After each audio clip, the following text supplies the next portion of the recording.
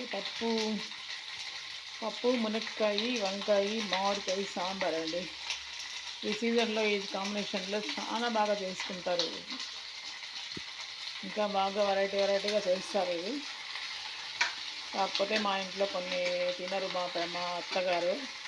ఇంకా ఆమెకు తగినట్టు చేయాలి కాబట్టి నేను ఏదో ఒకటి రెండే చేస్తూ ఉంటాను. ఆమె తినేటట్టే చేయాలా, దానికోసం అండి. ఇంకా పోపు పెట్టుకున్న, ఆయిల్ వేసి ఆవాలు వేసుకొని కరివేపాకు వేసుకున్నా. అందులోకి మునక్కాయ వంకాయ కట్ చేసి వేసుకునేస్తాను కడిగి. ఇవ్వండి సాల్ట్ తగినంత.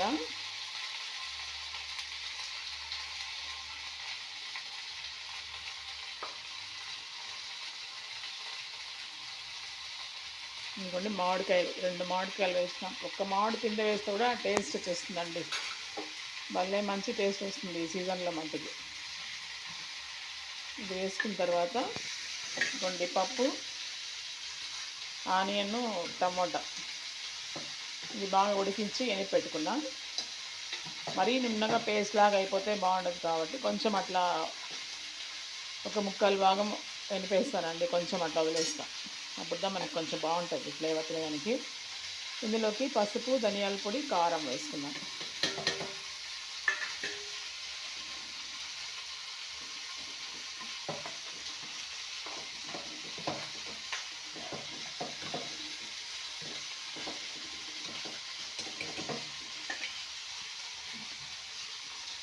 ఇంకా కొద్దిగా వాటర్ వేసుకుందాము.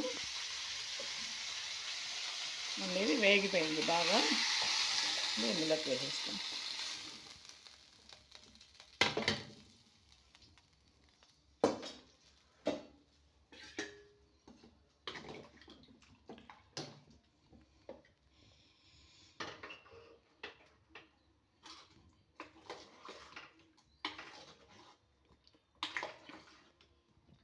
ఈ సమ్మర్లో ఇది మాత్రం స్పెషల్లీ బాగా చేసుకుంటారండి. ఇది వంకాయ, మామిడికాయ, మునక్కాయ స్కిప్ చేయరు. చాలా రకాలుగా చేస్తారు దీన్ని.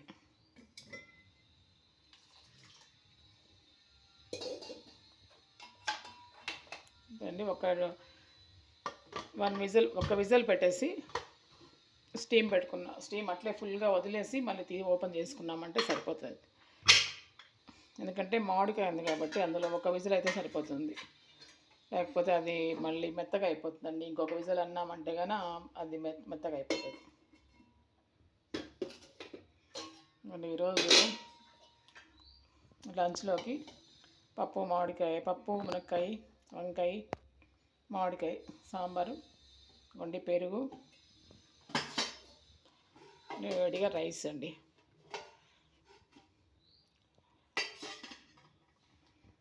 ఓకే అండి, థ్యాంక్ యూ అండి. మీ లంచ్ అంతా అయిపోయిందండి. Okay, thank you.